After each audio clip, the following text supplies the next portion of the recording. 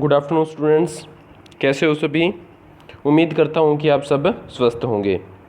तो देखिए, अपनी जो ऑनलाइन क्लासेस की सीरीज़ थी उसके अंदर हमने चैप्टर नंबर 3 को कंप्लीट करने के बाद चैप्टर नंबर 4 यानी कि सारणिक डिटर्मिनेंट की इंट्रोडक्शन वीडियो को मैंने अपलोड किया था लास्ट वीडियो में, जो आपने देखी होगी और समझी होगी। उसके अंदर मैंने सारणिक की डेफिनेशन आपको क्लियर करवाई थी। उसके बाद 1/1 ऑर्डर का अगर आपके पास डिटर्मिनेंट हो, 2/2 ऑर्डर का डिटर्मिनेंट हो या 3/3 ऑर्डर का अगर डिटर्मिनेंट हो तो उस डिटर्मिनेंट की वैल्यू हम कैसे फाइंड आउट कर सकते हैं, ये सब हमने अपनी लास्ट वीडियो में डिस्कस कर लिया था। इसके बाद अब हम उससे आगे इसको डिस्कस करते हैं सारणिक को, यानी कि आपके पास जो आपके पास सारणिक है, डिटर्मिनेंट है, उसका मान निकालने की हम एक वैकल्पिक विधि देखेंगे। वैकल्पिक विधि का मतलब क्या है, अल्टरनेट मेथड हम यहाँ पे देखेंगे कि कौन सा ऐसा दूसरा तरीका है जिसके द्वारा भी हम 3/3 ऑर्डर के सारणिक का मान ज्ञात कर सकते हैं, वो देखेंगे। एक तो 3/3 ऑर्डर के सारणिक का मान मैंने आपको बताया था निकालना। उसमें हम क्या कर सकते हैं, किसी भी पंक्ति स्तंभ के अनुदिश प्रसार कर सकते हैं। अपना सारणिक का मान क्या होता है, हमें सेम ही प्राप्त होता है। यहाँ पे हम सारणिक का मान ज्ञात करने की अल्टरनेट मेथड यहाँ पे हम देखने जा रहे हैं, जिसका नाम क्या है। सारणिक का मान ज्ञात करने की जो आपके पास अल्टरनेट मेथड है उसका नाम है सारूस आरेख विधि, यानी सारूस डायग्राम मेथड है। उसके द्वारा हम 3/3 ऑर्डर की सारणिक का मान ज्ञात कर सकते हैं। तो वो कैसे करेंगे, उसका प्रोसीजर क्या रहेगा, वो हम इस वीडियो में डिस्कस करने जा रहे हैं। तो देखिए, तृतीय क्रम की सारणिक का मान ज्ञात करने की वैकल्पिक विधि, अल्टरनेट मेथड हम यहाँ पे देख रहे हैं, जिसका नाम क्या है, सारूस आरेख विधि यानी सारूस डायग्राम मेथड। इसमें हम क्या करेंगे, कैसे, देखो जनरली मैंने पहले एक फॉर्मूले के द्वारा इस चीज़ को क्लियर करवाने की कोशिश की है कि कैसे हम इसका मान पहले निकाल सकते हैं। तो देखिए, मान लीजिए ये अपने पास डेल्टा कोई सारणिक है, A1 B1 C1 A2 B2 C2 A3 B3 C3, ये तृतीय क्रम की कोई सारणिक है। इसका आपको मान निकालना है, यानी इसकी वैल्यू आपको फाइंड आउट करनी है। तो इसकी वैल्यू फाइंड आउट करने के लिए आप क्या करोगे, इसके अंदर जो पहले दो स्तंभ है उनके ऊपर आपका फोकस होना चाहिए, यानी जो आपके पास पहले दो स्तंभ है उसके ऊपर आपको ध्यान देना है। तो देखिए, इस सारणी के अंदर पहले दो स्तंभ कौन कौन से थे, इस सारणी के अंदर पहले दो स्तंभ कौन कौन से थे, ये अपने पास इस सारणी का पहला स्तंभ है। देखिए, क्लियर है बात। ये इस सारणी का कौन सा स्तंभ है, दूसरा स्तंभ है। जब भी आप सारूस डायग्राम मेथड से क्या करते हो, सारणी का मान ज्ञात करने की कोशिश करते हो, तो आपको क्या करना है, जो आपके पास पहले दो स्तंभ है सारणी के, उनको एज इट इज सारणी के बाहर लिखना। जैसे ये अपने पास पहला स्तंभ था, तो इसको मैं क्या कर रहा हूँ, सारणी से बाहर लिख रहा हूँ, यानी कि इसको मैंने पहले, मेरे को यहाँ पे इसको लिखना पड़ेगा, किसको, पहले स्तंभ को। क्लियर है बात, पहला स्तंभ आपको यहाँ पे लिखना है। इसके बाद दूसरे स्तंभ को उससे आगे बाहर की तरफ आपको लिखना होगा, यानी पहले दो स्तंभ को आपको सारणी के बाहर लिखना पड़ेगा दोबारा से। तो वही काम यहाँ पे हमने किया। ये देखिए, यहाँ पे पहला स्तंभ था, इसको मैंने सेम एज इट इज सारणी से बाहर लिखा हुआ है। क्लियर है बात, दिखाई दे रहा होगा आपको। उसके बाद ये अपने पास दूसरा स्तंभ था, इसको भी मैंने सेम एज इट इज बाहर सारणी के अंदर लिखा है। ध्यान रखना, ऑर्डर यहाँ पे इंपॉर्टेंट है, पहले पहला स्तंभ ही लिखना है, उसके बाद दूसरा स्तंभ आपको यहाँ पर लिखना है। क्लियर है बात। उसके बाद आपको क्या करना है वो देखिए। उसके बाद आप क्या करोगे इसके अंदर, उसके बाद आपको जो आपके पास इसके अग्र विकर्ण है उनके अवयवों को आपस में एक लाइन के द्वारा मिलाना। जैसे मैं यहाँ पे आपको दिखा रहा हूँ, पहले अपने पास ये सारणी था 3/3 ऑर्डर का, तो यहाँ से आपको फर्स्ट एलिमेंट से शुरू करना है और इनके विकर्ण के एलिमेंट को आप मिलाते जाओगे। तो ऐसे आप मिलाओगे तो ये देखिए, ये मिल गया। क्लियर है बात। फिर आप नेक्स्ट पे जाओगे, इनको आपस में मिलाना है, ठीक है। फिर नेक्स्ट पे जाओगे आप और इसको आपस में मिलाना है। यानी कि आप लास्ट स्टार्ट कहाँ से किया आपने, वो देखिए। स्टार्ट किया था आपने फर्स्ट एलिमेंट से शुरू किया था। आप ध्यान से अगर देखोगे, स्टार्ट आपने फर्स्ट एलिमेंट से किया था और एंड अपना हो गया यहाँ पे लास्ट एलिमेंट पे। क्लियर है बात। इसके बाद अब इनको करवाना आपस में मल्टीप्लाई करवाएंगे। तो देखिए क्या होगा, A1 का मल्टीप्लाई करवाएंगे, लाइन के अकॉर्डिंग चलना है अपने को। A1 का मल्टीप्लाई हम करवा रहे हैं किसके साथ, A1 का मल्टीप्लाई हम किसके साथ करवा रहे हैं, देखो ध्यान से। A1 का मल्टीप्लाई B2 के साथ, फिर उसका मल्टीप्लाई किससे कराओगे आप, C3 से। यानी A1 B2 C3 का आपस में मल्टीप्लाई करवाना है, तो वो मैंने यहाँ पे लिखा, देखो A1 B2 C3। क्लियर है बात। उसके बाद प्लस का निशान। फिर जो हमने नेक्स्ट लाइन खींची है उसके एलिमेंट्स को आपस में मल्टीप्लाई करवाएंगे। तो B1 C2 और A3 इनको मल्टीप्लाई करवाओगे तो क्या आएगा, B1 C2 A3। क्लियर है बात। इसके बाद जो आपके पास नेक्स्ट अपने जो लाइन मिलाई है हमने एलिमेंट्स को, उनका आपस में मल्टीप्लाई कराओ तो क्या आएगा, C1 A2 B3। क्लियर है बात। तो ये आ गया C1A2B3। यहाँ तक आपको समझ में आ गया होगा। अब इसके बाद क्या करोगे आप देखिए, इनको मिलाने के बाद आपने मल्टीप्लाई करवाया और मल्टीप्लाई करने के बाद आपको क्या करना है, जोड़ना है। ये कौन से एलिमेंट है, ये आपके पास फॉरवर्ड जो आपके पास डायगोनल एलिमेंट्स है, यानी कि जो आपके पास अग्र विकर्ण है, उनके एलिमेंट्स हमने मल्टीप्लाई करवाए हैं। अब इसके बाद क्या करना है आपको, जैसे मैं आपको 2x2 ऑर्डर के सारणिक को थोड़ा सा रिकॉल करवा रहा हूँ। अगर आपके पास 2x2 ऑर्डर का सारणिक होता था, जैसे ये 2x2 ऑर्डर का सारणिक था अपने पास, मैं यहाँ पे आपको थोड़ा सा याद करवा देता हूँ इसको। ये 2x2 ऑर्डर का सारणिक था 2 3 1 4। इसकी मान लीजिए वैल्यू निकालनी है आपको, तो आप कैसे करते थे, इनको आपस में मल्टीप्लाई करवाया तो क्या आ गया अपने पास 8 आ गया। उसके बाद माइनस का निशान, फिर इनको मल्टीप्लाई करके आपको घटाना होता था। 8 - 3 यानी कितना आ गया आपके पास 5 आ गया। यानी कि बेसिकली होता क्या है, फॉरवर्ड जो अपने पास डायगोनल होते हैं उनके एलिमेंट को आपस में मल्टीप्लाई कराओ, बीच में माइनस का निशान लगाओ और उसमें से सब्ट्रैक्ट किसको करो, जो अपने पास रिवर्स डायगोनल के एलिमेंट है उनको आपको क्या करना है, सब्ट्रैक्ट करना होता है। तो वही सेम प्रोसेस यहाँ पे रहेगा, उसी की एप्लीकेशन एक तरीके से। फॉरवर्ड जो आपके पास डायगोनल थे उनके एलिमेंट्स को आपने मल्टीप्लाई करवा दिया, देखो यहाँ पे, और उनको जोड़ दिया, करवा दिया। 3 डायगोनल थे तो तीनों एलिमेंट्स को मल्टीप्लाई करवा के आपने जोड़ दिया। अब आपको निशान लगाना है माइनस का। अब इसके आगे का स्टेप क्या रहेगा, आपके माइंड में आ गया होगा, जो आपके पास पिछले विकर्ण के अवयव है उनको आपस में मल्टीप्लाई करा के आपको क्या करना पड़ेगा, घटाना पड़ेगा। तो अब जो लाइन हम बनाएंगे वो देखिए कैसे बना रहे हैं हम, पिछले जो विकर्ण के अवयव होते हैं उनको आपस में मिलाना होता है। क्लियर है बात, ऐसे देखिए, ऐसे इसको मिला देते हैं हम। अब यहाँ पे देखिए, इस एलिमेंट से हमने शुरू किया है, और यहाँ तक हम पहुँचे। क्लियर है बात, कॉर्नर आगे देखो, पहले ये दोनों कॉर्नर आ गए थे, जब मैंने फॉरवर्ड को मल्टीप्लाई किया था तो ये दोनों कॉर्नर आ गए थे अपने पास, समझ रहे बात को। और जब मैंने बैक का सब्ट्रैक्ट करेंगे तो ये दोनों कॉर्नर वाले एलिमेंट्स अपने पास आ गए। अब देखिए मल्टीप्लाई कैसे करवाएंगे, A3 का मल्टीप्लाई करवाइए आप। A3 का मल्टीप्लाई किसके साथ कराओगे, कौन से पे, देखो लाइन के अकॉर्डिंग चलना है आपको। लाइन के अकॉर्डिंग चलोगे तो A3 का मल्टीप्लाई B2 फिर किसके साथ, C1 से, तो A3 B2 C1 दिख रहा होगा आपको, देखो A3 B2 C1, फिर बीच में प्लस का निशान, फिर दूसरी लाइन देखिए B3 C2 A1, B3 C2 A1। Clear है बात। उसके बाद C3 A2 B1, तो वो मैंने कर दिया। अब ये तीनों कौन से थे आपके पास हैं, ये पिछले विकर्ण के एलिमेंट्स का मल्टीप्लाई है, तो इसको आपको क्या करना पड़ेगा, फॉरवर्ड वाले में से घटाना पड़ेगा। तो ये देखिए बीच में किसका निशान है, माइनस का, और ये आपको किसका मान प्राप्त होता है, सारणी का मान प्राप्त होता है। और ये जो मान आपको मिलेगा वो सेम वही मान मिलेगा जैसे आपको मान मिलता है सारणी का, किसके द्वारा, जैसे मैंने कल आपको प्रोसीजर बताया था, प्रथम पंक्ति से प्रसार करो, किसी भी पंक्ति से प्रसार करोगे तो आपको जो मान मिलेगा और सारोस डायग्राम से जो मान मिलेगा वो क्या होगा, बराबर होगा। ये चीज़ आप वेरीफाई इजीली कर भी सकते हो। तो देखिए यहाँ पे मैंने एक सारणी का एग्जांपल दे रखा है, कैसे हम इसमें सारोस डायग्राम मेथड अप्लाई करेंगे देखेंगे। ये आपको सारणिक दे रखा है 3x3 ऑर्डर का, इसका आपको मान ज्ञात करना है किससे, सारोस डायग्राम मेथड से। तो मैंने यहाँ पे लिखा है सारोस आरेख से। करना क्या होता है, बेसिकली प्रोसीजर आपको पता ही है। पहले जो दो स्तंभ है उनको सेम एज इट इज दोबारा लिखना होता है। तो पहले स्तंभ को मैंने लिख दिया यहाँ पे देखिए 3 5 10, फिर मैंने दूसरे स्तंभ को लिख दिया 11 2 और 3। पहले दो विकर्ण को मैंने पहले दो आपके पास स्तंभ थे उनके एलिमेंट्स को मैंने दोबारा यहाँ पर लिख दिया। अब नेक्स्ट काम अपना क्या रहेगा, नेक्स्ट काम रहेगा अपना लाइनिंग लगाने का। आपको जो विकर्ण के एलिमेंट है उनको मिलाना है आपस में। तो मैं यहाँ पे देखिए आपके सामने कर रहा हूँ ये, तो ये देखिए क्या आएगा, इनको आपस में मिला दिया। क्लियर है बात। इसके बाद इनको मिलाओ आपस में,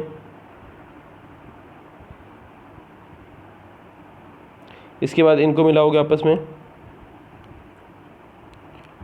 इतना काम करने के बाद आप मल्टीप्लाई करा के पहले जोड़ दो इनको। तो देखिए 3 × 2 × 0, 3 × 2 × 0 आपको दिखाई दे रहा होगा।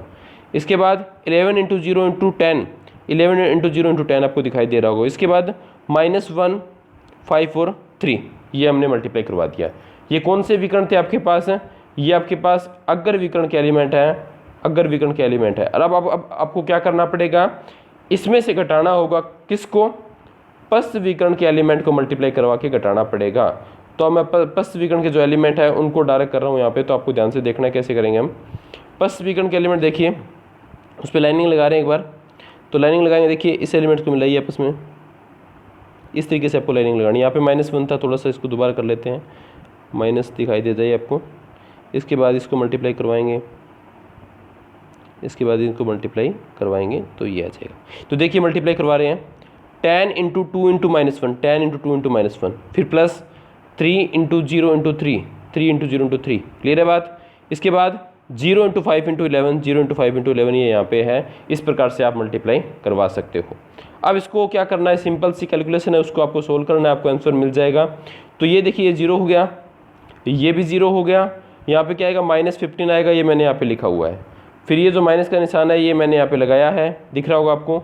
इसके बाद 10 इंटू 20 इंटू -1 क्या आएगा -20, ये आपके पास 0 और ये भी क्या आएगा 0, यानी -15 माइनस का 20 आएगा, तो इसका आंसर बचेगा आपके पास 5। इस तरीके से आप सारूस डायग्राम मेथड से किसी भी 3x3 ऑर्डर के सारणी का मान ज्ञात कर सकते हो। अब आपके लिए होमवर्क ये रहेगा, आप अपनी मर्जी से कोई भी 3x3 ऑर्डर का सारणी का आपको ज्यूम करना है, उसका जो मान है पहले आप जो मैंने ट्रेडिशनल मेथड बताया था सारणी का मान ज्ञात करने का, जो आपको फर्स्ट वीडियो में मैंने अपलोड किया था, उस तरीके से आप सारणी का मान ज्ञात करोगे किसी भी पंक्ति या स्तंभ के अनुदिश प्रसार करने पर, और उसी सेम सारणी का मान आप वैकल्पिक विधि से सारूस डायग्राम मेथड से भी निकाल के देखोगे। आप मैच करोगे कि आपका आंसर सही आता है या फिर नहीं। क्लियर है बात। तो ये आपको प्रैक्टिस करके देखनी है। अब देखिए अपना नेक्स्ट टॉपिक क्या है, सारणिक व अवयव में अंतर। देखिए चैप्टर नंबर 3 हमने मैट्रिक्स कंप्लीट कर लिया था, उसके सारे डाउट्स को भी डिस्कस कर लिया। तो अब आपको ये देखना है कि सारणिक और जो आपके पास अवयव है, यानी कि जो डिटर्मिनेंट होता है, जो मैट्रिक्स होता है, उसमें डिफरेंस क्या होता है। देखिए नॉर्मली आपने ये देखा होगा कि जो आपके पास मैट्रिक्स होता है उसमें हम स्क्वायर ब्रैकेट लगाते हैं, जो आपके पास सारणिक होता है उसमें दो ऊर्ध्वाधर लाइनों का प्रयोग हम करते हैं। तो ये तो देखिए इसको लिखने के तरीके में डिफरेंस हो गया। वैसे बेसिकली इनमें क्या डिफरेंस होता है वो हम देखेंगे। तो 3 मेन डिफरेंस है वो हम यहाँ पे देख रहे हैं। सबसे पहला डिफरेंस तो ये है कि अवयव संख्याओं का क्या होता है, व्यवस्थित रूप होता है। देखिए मैंने आपको मैट्रिक्स की डेफिनेशन करवाई थी, मैट्रिक्स की सबसे पहले डेफिनेशन करवाई थी, तो मैंने यही बोला था आपको कि मैट्रिक्स क्या होता है, संख्याओं या फलनों की क्या होती है, एक अरेंजमेंट होती है। कौन, अवयव यानी कि मैट्रिक्स। मैट्रिक्स क्या होती है, संख्याओं या फलनों की एक अरेंजमेंट यानी कि व्यवस्था होती है, और कुछ नहीं होता, उसका कोई पर्टिकुलर मान नहीं होता। तो यहाँ पे ये दिया गया है कि जो आपके पास मैट्रिक्स है वो क्या होता है, संख्याओं का एक व्यवस्थित रूप होता है, इसका कोई संख्यात्मक मान नहीं होता, इसका कोई मान नहीं होता, ये आपको देखना है, इसका कोई संख्यात्मक मान नहीं होता। जबकि सारणिक, अगर हम बात करें किसकी, मैट्रिक्स की बात करें, अगर हम बात करें किसकी, मैट्रिक्स की, तो मैट्रिक्स की डेफिनेशन मैंने आपको ये करवाई थी, आपको याद होगी कि प्रत्येक वर्ग अवयव से संबंधित एक संख्या होती है, जिसे हम क्या बोलते हैं, सारणिक बोलते हैं, यानी डिटरमिनेंट बोलते हैं। यानी कि सारणिक तो क्या होती है, एक संख्या ही होती है, यानी कि इसका क्या होता है, एक संख्यात्मक मान होता है। ये आपको समझ में आ जाना चाहिए। यानी कि सारणिक का तो एक संख्यात्मक मान होगा हमेशा, लेकिन मैट्रिक्स का कोई संख्यात्मक मान नहीं होता, वो सिर्फ और सिर्फ क्या होती है, अरेंजमेंट ऑफ एलिमेंट्स होता है, बाकी कुछ नहीं होता। अब नेक्स्ट चीज़ क्या है, नंबर 2 पॉइंट है इसके अंदर। देखिए अवयव किसी भी क्रम का हो सकता है, अवयव किसी भी क्रम का हो सकता है। इसका मीनिंग क्या है वो देखिए, मैंने आपको वर्गाकार अवयव भी करवाया था, मैंने आपको आयताकार अवयव भी करवाया था। जो वर्गाकार अवयव होता है उसके अंदर पंक्तियों की संख्या और स्तंभों की संख्या क्या होती है, बराबर होती है। पंक्तियों की संख्या और स्तंभों की संख्या बराबर होती है। और जो आपके पास आयताकार अवयव होता है उसके अंदर पंक्तियों की संख्या और स्तंभों की संख्या बराबर नहीं होती। जबकि अगर हम सारणी की बात करें, सारणी के अंदर क्या होगा, सारणी के अंदर क्या होगा, मैंने आपकी सारणी की डेफिनेशन करवाई थी, प्रत्येक वर्ग अवयव से संबंधित, देखो डेफिनेशन थोड़ी रिकॉल करते हैं हम। प्रत्येक वर्ग अवयव से संबंधित क्या होती है, एक संख्या होती है, जिसे हम क्या बोलते हैं, सारणिक बोलते हैं। यानी कि सारणिक होने के लिए नेसेसरी कंडीशन ये होती है कि वो पहले क्या होना चाहिए, वर्ग अवयव होना चाहिए, क्योंकि वर्ग अवयव से संबंधित क्या होता है, आपके पास सारणिक होता है। तो सारणिक में पंक्तियों व स्तंभों की संख्या हमेशा समान होती है। इसका रीजन आपको समझ में आ गया होगा, क्योंकि सारणिक किससे रिलेटेड होता है, वर्ग अवयव से रिलेटेड होता है, और वर्ग अवयव में आपको पता है पंक्तियों की संख्या हमेशा बराबर होती है स्तंभों की संख्या के। जबकि ऐसा कोई कॉन्सेप्ट अवयव यानी कि मैट्रिक्स में नहीं होता। तो नंबर 2 डिफरेंस इसके अंदर ये है कि अवयव किसी भी ऑर्डर का हो सकता है, जबकि जो आपके पास सारणिक होता है वो सिर्फ वर्ग अवयव से रिलेटेड होता है। इसलिए इसमें हमेशा पंक्तियों की संख्या स्तंभों की संख्या की क्या होती है, पंक्तियों की संख्या स्तंभों की संख्या की क्या होती है, समान होती है। क्लियर है बात। नंबर 3 डिफरेंस देखिए, अवयव की पंक्तियों को स्तंभों में, यानी जो रो होती है, पंक्ति होती है, उसको अगर हम स्तंभ यानी कॉलम में कन्वर्ट करें, और जो स्तंभ यानी कि कॉलम होते हैं उसको अगर हम कन्वर्ट करें किसमें, पंक्तियों में, तो आपको एक नया अवयव प्राप्त होता है। तो जो मैंने यहाँ पे लाइन बोली है उससे आपको समझ में आ रहा होगा कि मैं किसकी बात कर रहा हूँ। मैं यहाँ पे बात कर रहा हूँ ट्रांसपोज ऑफ मैट्रिक्स की, यानी अवयव के परिवर्त की बात यहाँ पे हो रही है। यानी कि अगर आप किसी भी मैट्रिक्स का ट्रांसपोज लेते हो तो नॉर्मली हमें क्या होता है, एक नया मैट्रिक्स ही मिलता है। वो अलग बात है कि सममित अवयव में नया मैट्रिक्स नहीं मिलता, लेकिन चेंज तो कुछ ना कुछ हम कोशिश तो चेंज करने की करते हैं ना इसके अंदर। तो जैसे ये मैट्रिक्स है ए, ये क्या है 2 3 1 4, इसका अगर आप क्या लो ट्रांसपोज लेने का मतलब पंक्तियों कन्वर्ट करोगे स्तंभों में, स्तंभ को कन्वर्ट करोगे पंक्तियों में, तो क्या आएगा 2 3 1 4। तो क्या ये दोनों सारणिक आपस में बराबर है? तो आप देखोगे सारणिक के बराबर मैट्रिक्स के बराबर होने के लिए आवश्यक कंडीशन क्या होती है, इनके संगत अवयवों को आपस में क्या होना चाहिए, बराबर होना चाहिए। तो आप यहाँ देखोगे कि इनके संगत अवयव आपस में बराबर है, नहीं है, इसका मतलब ये दोनों मैट्रिक्स आपस में बराबर है, नहीं है। यहाँ से आपको एक चीज़ क्लियर होती है कि मैट्रिक्स में अगर आप पंक्तियों को स्तंभों में, स्तंभों को पंक्तियों में कन्वर्ट करते हो, यानी कि आप ट्रांसपोज लेते हो, तो आपको एक नया मैट्रिक्स मिलता है।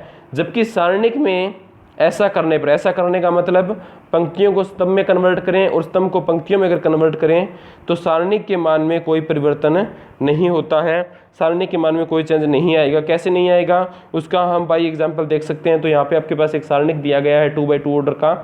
यहाँ पे देखिए डेल्टा कोई सारणिक आपके पास, उसकी वैल्यू क्या है 2 3 1 4 है। इसकी वैल्यू अगर हम निकालें तो आपको पता है 2 को मल्टीप्लाई करना पड़ेगा 4 से, 8 आ गया, फिर माइनस का निशान, उसके बाद 1 को मल्टीप्लाई करना है 3 से, तो 1 3 तो 3, 8 - 3 क्या होगा आपके पास 5। ये सारणिक का मान है। अब हम क्या करेंगे, सारणिक की पंक्तियों को स्तंभों में, यानी जो इसकी फर्स्ट रो है इसको आप फर्स्ट कॉलम बना दो, ये मैंने यहाँ पे फर्स्ट कॉलम बना दिया। इसकी जो सेकंड रो है उसको आप सेकंड कॉलम बना दो, जो मैंने यहाँ पे बना दिया, यानी कि मैंने इस सारणिक का ले लिया ट्रांसपोज। अब ट्रांसपोज लेने के बाद आपको ये देखना है कि सारणिक के मान में कोई परिवर्तन होता है या फिर नहीं होता। तो सारणिक के मान को निकालने का प्रोसीजर आपको पता ही है, 2 को 4 से मल्टीप्लाई करोगे तो 8 ही आएगा, फिर माइनस का निशान, 3 को 1 से मल्टीप्लाई करोगे तो क्या आएगा 3 आएगा, यानी 8 - 3 क्या आ गया 5। तो आप इजीली देख सकते हो कि ट्रांसपोज लेने के बाद में सारणिक के मान में कोई परिवर्तन नहीं आता है, जबकि मैट्रिक्स में मोस्टली नॉर्मली क्या हो जाता है, एक नया मैट्रिक्स आपको मिलता है। तो आप ये कह सकते हो ये मैट्रिक्स और डिटरमिनेंट में डिफरेंस हो गया कि जो आपके पास मैट्रिक्स है उसमें ट्रांसपोज लेने के बाद नया मैट्रिक्स मिलता है, जबकि डिटरमिनेंट में ऐसा कुछ नहीं होता है। तो ये आपके पास 3 मेन डिफरेंस है किसके बीच में, मैट्रिक्स और डिटरमिनेंट में। उम्मीद करता हूँ कि आपको ये चीज़ क्लियर हो गई होगी। इसके बाद हम देखते हैं अपना नेक्स्ट टॉपिक, सारणिक के उपसारणिक। उपसारणिक यानी कि जिसको आप क्या बोल सकते हो, लघु सारणिक भी बोल सकते हो, उसको हम डिस्कस करेंगे। लघु सारणिक इंग्लिश में इसको बोलते हैं माइनर, ठीक है। कोई भी जो आपके पास सारणिक होता है उसके उप सारणिक कैसे निकालेंगे, यानी माइनर कैसे निकालेंगे, वो हमें देखना है। तो देखिए एक तो उप जो वर्ड है उससे आपको थोड़ा सा अनुमान लगाना है कि उप का मतलब क्या होता है। जैसे नॉर्मली अगर हम बात करें प्रधानमंत्री, यानी जिसको आप पीएम बोलते हो, और उप प्रधानमंत्री, राष्ट्रपति और उपराष्ट्रपति आपने सुना होगा। तो आपको पता है कि पावर में बड़ा कौन होता है, जिसके आगे उप नहीं लगा होता। सरपंच पे बात कर लेते हैं, सरपंच और उप सरपंच है जैसे, तो सरपंच है एक, तो दूसरा है आपके पास उप सरपंच। तो आपको इजीली पता होगा कि पावर में कौन बड़ा होता है, जिसके आगे उप नहीं लगा होता। तो वही सेम कॉन्सेप्ट आपको यहाँ पे यूज़ करना है। एक तो सारणिक होता है और एक क्या होता है, उप सारणिक होता है। अगर आप सारणिक और उप सारणिक में से पूछा जाए कि बड़ा कौन होता है, तो सारणिक बड़ा होता है, उसकी उप सारणिक क्या होती हैं, छोटी होती है, यानी माइनर क्या होते हैं, छोटे होते हैं। इसके बाद देखिए क्या है, एक बात और आपको याद रखनी है कि सारणिक की उप सारणिक कितने होते हैं। वो अगर आपसे पूछा जाए तो किसी भी सारणिक में जितने नंबर ऑफ एलिमेंट होते हैं, नंबर ऑफ एलिमेंट यानी अवयवों की संख्या, किसी सारणिक में जितने अवयव होते हैं उतने ही उसके अंदर उप सारणिक होंगे। मान लीजिए आपके पास 2/2 ऑर्डर का कोई सारणिक है, तो उसके अंदर कितने एलिमेंट मिलेंगे आपको, एलिमेंट मिलेंगे आपको 4, तो उसके उप सारणिक भी कितने होंगे, 4 होंगे। अगर आपके पास 3/3 ऑर्डर का कोई सारणिक है तो उसके अंदर एलिमेंट कितने आपके पास 9 है, तो उसके उप सारणिक कितने मिलेंगे आपको पास 9 उप सारणिक मिलेंगे। तो अब देखिए उप सारणी की डेफिनेशन देख लेते हैं, फिर इसको बाई एग्जांपल समझेंगे। बहुत ही इजी कॉन्सेप्ट अपने पास, इजीली आपको समझ में आ जाएगा। तो क्या है देखिए इसकी डेफिनेशन, एक सारणिक में दिए गए अवयव की पंक्ति, यानी कोई भी जो अवयव होगा उसके संगत, आपको पता है मैंने बताया अभी आपको कि जितने अवयव होते हैं उतने ही उसके अंदर क्या होते हैं, उपसारणिक होते हैं। यानी कि प्रत्येक अवयव के संगत कोई ना कोई उपसारणिक आपके पास होगा। तो किसी एक सारणिक में दिए गए अवयव की पंक्ति, यानी कोई अवयव है आपके पास तो वो किसी न किसी पंक्ति में होगा और किसी न किसी स्तंभ में होगा। दिए गए अवयव की पंक्ति और दिए गए अवयव के स्तंभ के दमन, दमन का मतलब स्प्रेस करना है आपको, उसको आपको कंसीडर नहीं करना है। दमन का मतलब स्प्रेस करना है, उसको आपको कंसीडर नहीं करना है। करने पर जो पीछे शेष सारणिक प्राप्त होती है वह उस अवयव की क्या कहलाती है? उप सारणिक यानी कि माइनर कहलाती है। तो देखिए माइनर की स्पेलिंग स्टार्ट होती है एम से, इसलिए इसको हम किससे डिनोट कर सकते हैं? कैपिटल MIJ से डिनोट कर सकते हैं। लेकिन आपकी RBSc टेक्स्ट बुक के अंदर इसको किससे डिनोट किया हुआ है? कैपिटल AIJ से डिनोट किया हुआ है। तो हम यहाँ पे आपको कैपिटल AIJ से इसको रिप्रेजेंट करके दिखाएंगे। बाकी नॉर्मली अगर आप किसी भी बुक में देखोगे तो नॉर्मली आपको जो उपसारणिक है वो कैपिटल MIJ से डिनोट किया हुआ मिलेगा। उसका रीज़न ये है क्योंकि उपसारणिक को इंग्लिश में हम क्या बोलते हैं? माइनर बोलते हैं। इसलिए इसको डिनोट किससे करेंगे? कैपिटल M से ही डिनोट करेंगे। क्लियर है बात? अब देखिए एग्जाम्पल दे रखा है आपको, डेल्टा कोई आपके पास सारणिक है, इसके अंदर आपको उपसारणिक निकालने हैं। तो पहली बात तो आपको यहाँ पे क्लियर हो जानी चाहिए कि जो आपके पास सारणिक दे रखा है उसका ऑर्डर कितना है। उसका ऑर्डर आपको पता है, इजीली आप देख सकते हो उसका ऑर्डर कितना है? 3/3 है। 3/3 का मतलब कितने एलिमेंट होंगे इसके अंदर? 9 एलिमेंट होंगे। तो अगर आपसे ये पूछा जाए कि इसके कितने उपसारणिक होंगे तो आपका आंसर होना चाहिए कि इसके 9 उपसारणिक होने चाहिए, क्योंकि जो नंबर ऑफ एलिमेंट्स है वो इक्वल होते हैं नंबर ऑफ माइनस के, यानी जितने नंबर ऑफ एलिमेंट यानी जितने अवयवों की संख्या उतने उसके उपसारणिक होंगे। यानी हर एक एलिमेंट के संगत आपको एक उपसारणिक मिलेगा। अब उपसारणिक की डेफिनेशन मैंने आपको बताई है कि किसी भी एलिमेंट के संगत आपको उपसारणिक निकालना हो तो आपको क्या करना पड़ेगा? वो एलिमेंट जिस पंक्ति में है और जिस स्तंभ में है उसको आपको स्प्रेस करना पड़ेगा। समझ पा रहे हो बात को? जिस पंक्ति में है और जिस स्तंभ में उसको स्प्रेस करना पड़ेगा। तो सबसे पहले हम पहले एलिमेंट से स्टार्ट करते हैं। तो आपको पता है कि जो फर्स्ट एलिमेंट होता है उसकी पोजीशन नॉर्मली हम किससे डिनोट करते हैं? जनरल मैट्रिक्स के अंदर डिटरमिनेंट की बात करें तो डिटरमिनेंट के अंदर भी A11 से लिखा जाए, क्योंकि ये पहली पंक्ति में और पहले स्तंभ में है। तो अब इसके संगत आपको क्या निकालना है? उपसारणिक निकालना है। इसके संगत क्या निकालना है? उपसारणिक निकालना है। तो मैंने अभी आपको डेफिनेशन में करवाया था कि जिस भी एलिमेंट के संगत उपसारणिक निकालना है तो आपको सबसे पहले ये देखना है वो कौन सी पंक्ति में है। तो ये एलिमेंट कौन सी पंक्ति में बताइए? ये एलिमेंट आपके पास फर्स्ट रो यानी प्रथम पंक्ति के अंदर है। क्लियर है बात? इसके बाद आप ये देखिए कि ये एलिमेंट कौन से स्तंभ में है। तो आप देखोगे ये कौन से स्तंभ में है? ये एलिमेंट आपके पास है कौन से स्तंभ में है? प्रथम स्तंभ में है। यानी कि ये पर्टिकुलर एलिमेंट पहली पंक्ति में है और पहले ही स्तंभ के अंदर है। तो उपसारणिक निकालने के लिए हम क्या करेंगे? उपसारणिक निकालने के लिए हम क्या करेंगे? ये जो एलिमेंट जिस पंक्ति में आता है उस पंक्ति को छोड़ना है आपको, यानी उस पंक्ति के एलिमेंट्स को आप ये मान के चलो वो नहीं है आपके पास, उनको छोड़ दिया। और जिस स्तंभ में आता है उनको भी आपको स्प्रेस करना है, यानी इनको भी छोड़ दो आप। तो पीछे जो एलिमेंट बचते हैं, पीछे आपको दिखाई दे रहा है 5, 2, 5, 1 ये बचे हैं। तो पीछे जो एलिमेंट बचते हैं उनकी आपको सारणिक लेनी है। तो सारणिक लेने के बाद क्या बचेगा? देखिए 5, 2, 5, 1 ये आपके पास सारणिक बचती है पीछे। ये जो सारणिक आपको मिलती है ये इस एलिमेंट के संगत क्या कहलाती है? उपसारणिक कहलाती है। डिनोट किए मैंने इसको कैपिटल A11 से। 11 यहाँ पे रिप्रेजेंट कर रहा है क्योंकि A11 के लिए है ये, और उपसारणिक को हम कैपिटल A या फिर M से डिनोट कर सकते हैं। अब ये आपको सारणिक मिली है तो सारणिक का मान तो आप निकाल सकते हो, प्रोसीजर आपको पता है। 2/2 ऑर्डर के सारणिक का मान कैसे निकालेंगे? 5 × 1 5, फिर बीच में माइनस का निशान, 5 × 2 10, 5 - 10 कितना आएगा? -5 आएगा। क्लियर है बात? तो ये फर्स्ट एलिमेंट के संगत क्या हो गई? आपके पास उपसारणिक हो गई। इसके बाद मान लीजिए आपको सेकंड एलिमेंट के संगत उपसारणिक निकालनी है। तो ये एलिमेंट देखिए, ये आपके पास एलिमेंट है। क्लियर है बात?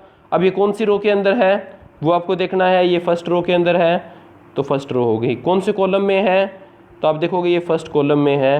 तो जिस रो और कॉलम में वो एलिमेंट होता है उसको आपको स्प्रेस करना है। बस स्प्रेस करने का मतलब उसको आप कंसीडर मत करो। आप सोच के चलो वो एलिमेंट और वो रो और वो कॉलम नहीं है। तो पीछे क्या बच गया? 4, 2, 3, 1। तो देखिए A12 = -2 के संगत जो उपसारणिक है उसमें जो आपको मिला है उपसारणिक उसको हम किसे डिनोट कर रहे हैं? कैपिटल A12 से डिनोट कर रहे हैं। और उसमें एलिमेंट कौन से आए हैं? 4, 2, 3, 1 वो मैंने यहाँ पे लिखे हैं देखो। तो इसकी वैल्यू कैसे निकालेंगे? 4 × 1 = 4, 3 × 2 = 6, यानी 4 - 6 क्या आ जाएगा? -2 आ जाएगा। ऐसे ही अगर आपको A13 का उपसारणिक निकालना पड़े तो आप क्या करोगे? ये देखोगे ये एलिमेंट कौन सी पंक्ति में है? ये एलिमेंट आप देखोगे तो ये कौन सी पंक्ति में है? आपके पास फर्स्ट रो के अंदर है। फर्स्ट रो में है। कॉलम कौन से में है? तीसरे कॉलम में। फर्स्ट रो आ गई आपके पास, तीसरा कॉलम आ गया। इसको करना है स्प्रेस करने का मतलब इसको कंसीडर आपको नहीं करना है, इसको भी कंसीडर आपको नहीं करना है। इनके एलिमेंट को कंसिडर आपको नहीं करना है। तो पीछे क्या बच गया 4535, 4535 वो मैंने देखो यहाँ पे लिखा है 4535। वैल्यू निकालेंगे तो देखिए 4 5 जा 20 माइनस 15 क्या आएगा 5 आएगा। ऐसे ही हर एक एलिमेंट के संगत आप उपसारणिक निकाल सकते हो। जैसे मान लीजिए अगर आपसे पूछा जाए कि A32 के संगत उपसारणिक निकालना है A32, तो ये देखिए A32 यहाँ पे आया ना, इसके संगत उपसारणिक निकालना है तो पहले इस एलिमेंट पे ध्यान देना है आपको। फिर आपको ये देखना है कि ये कौन सी रो में है, तो आप देखोगे इजीली ये कौन सी रो के अंदर है, ये थर्ड रो के अंदर है। ये कौन से कॉलम में है, तो आप देखोगे इजीली ये कौन से कॉलम में है, ये आपके पास सेकंड कॉलम में है। जिस रो में ये एलिमेंट है और जिस कॉलम में ये एलिमेंट है उसको आपको करना है स्प्रेस करेंगे तो क्या आएगा देखिए, इनको आप छोड़ दीजिए एक बार, पीछे क्या बचेगा 1342, ये आएगा उपसारणिक। तो ये देखो मैंने यहाँ पे लिखा हुआ है नीचे A32 बराबर 5 के संगत उपसारणिक क्या बनेगा 1342 आया हुआ है। इसको अगर आप सोल्व करोगे तो क्या आएगा 1 2 2 माइनस 4 3 12, इसका आंसर क्या आएगा आपके पास -10 आएगा। इसी प्रकार आप हर एक एलिमेंट के संगत उपसारणिक निकाल सकते हो। अब हर एक एलिमेंट के संगत अगर उपसारणिक निकलेगा तो ऑब्वियस सी बात है जितने उसके अंदर एलिमेंट होंगे उतने ही उपसारणिक यानी माइनर होंगे। अगर किसी सारणिक का ऑर्डर 2/2 है तो उसके अंदर आपके पास 4 उपसारणिक 4 उपसारणिक बन सकते हैं। ऐसे किसी मैट्रिक सारणिक का ऑर्डर अगर आपके पास है 3/3 है तो उसके लिए आपके पास कितने उपसारणिक बनेंगे 9 उपसारणिक बनेंगे। ऐसे ही अगर किसी भी सारणिक का ऑर्डर 4/4 है तो उसके आपके पास कितने बनेंगे 16 माइनर बनेंगे। ये आपको ध्यान रखना है कि जो माइनर का कॉन्सेप्ट होता है वो सिर्फ किससे रिलेटेड होता है, ये उपसारणिक से रिलेटेड होता है। मैट्रिक्स में ऐसा कोई कॉन्सेप्ट नहीं होता है। तो उम्मीद करता हूँ कि आज का सेशन आपको समझ में आया होगा। उपसारणिक क्या होता है, काफ़ी यूज़फुल चीज़ आ गई है। मैट जॉइंट पढ़ेंगे, सेकंड्स पढ़ेंगे, उसके अंदर माइनर का काफ़ी यूज़ रहेगा। तो आपको उसको प्रैक्टिस करनी है अपनी मर्जी से, कोई भी आप अपनी मर्जी से कोई भी सारणिक कंसीडर करके उसके संगत उपसारणिक निकालने की कोशिश करना। आप इजीली इसको बाय प्रैक्टिस सीख सकते हो। अगर फिर भी आपको आज की वीडियो में कोई भी डाउट रहे या आपको लगता है ये पॉइंट समझ में नहीं आया तो आप प्लीज़ उसको कमेंट सेक्शन में ज़रूर लिखिए। आपकी हर एक प्रॉब्लम का सोल्यूशन हमारे द्वारा किया जाएगा। अपनी स्टडी को ऐसे ही जारी रखिए। बहुत बहुत धन्यवाद।